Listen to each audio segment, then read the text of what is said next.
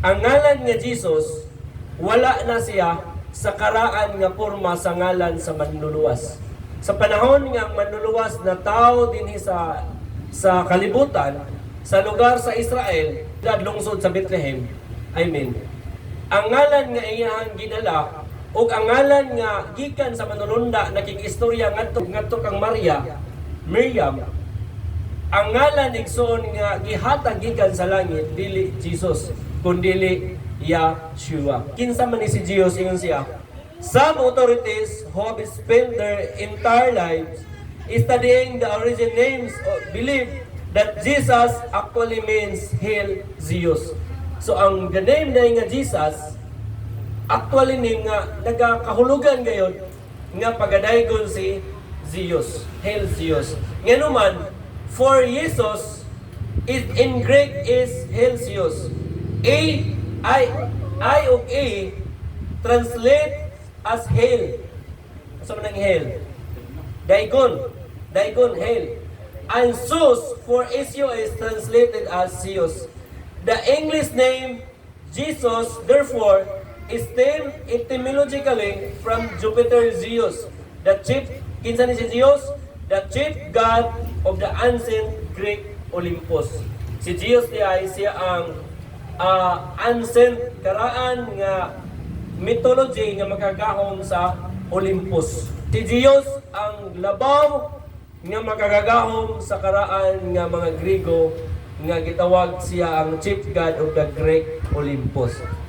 Okay, so mao na igsoon nganong nga dili ta mo gamit sa ngalan nga Jesus, di ba? Ang naghimo, ang nagbalhin sa ngalan nga Yeshua ngadto sa Jesus ang mga scholar igsoon. Ang mga scholar nga naman, ang mga scholar nga naga-translate niya na aron nga diin pagkuha sa ngalan sa tinuod nga ngalan sa manluluwas unya ilang pagailisan sa ilang kaugalingon nga manluluwas nga mao si Zeus. So ang original igsoon nga language sa kasulatan is Hebrew. Ano na hinungdan brother sister Ann nga natong pagagamiton ngalan nga Yeshua ug ang amahan ngalan nga Yahweh. Asa man pud nato mabasa elder ang ngalan nga Yahweh. Dinhi igsoon sa bisan sa Catholic Encyclopedia page 1065. Okay? 1065 sa Catholic Encyclopedia. Nag-ingon siya, judging from Greek transcription to the sacred name, Yod-He-Waw-He ought to be pronounced Yahweh.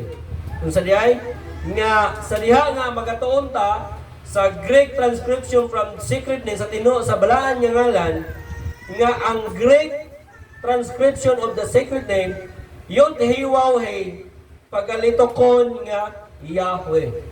So nga unsa man pud nang Jehovah elder sa padayon nga mao nga pahina ingon siya, the pronunciation Jehovah was a noun in ancient Jewish circle.